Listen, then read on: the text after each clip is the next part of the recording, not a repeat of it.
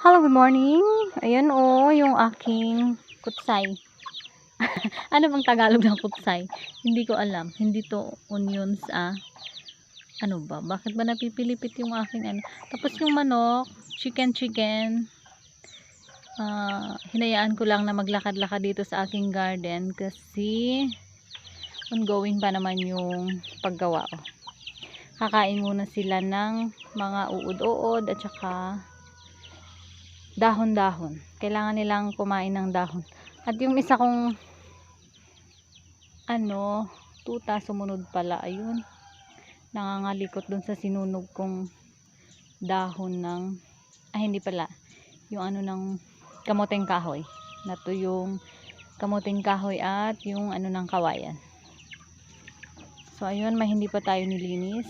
Malawak pa, nasa baba pa. Ayun.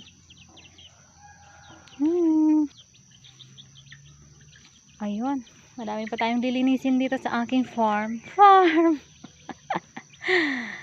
Yung mga saging, saging. Yung sayote, nakalimutan kong nilagyan ng anong tawag doon sa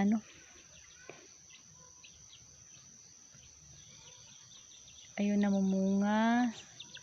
Nakalimutan ko siyang nilagyan ng ganyan. Yung sayote. Tuwang-tuwa yung mga chik kasi hindi lang isa. Hindi naman pwedeng chik na lang. Kaluko.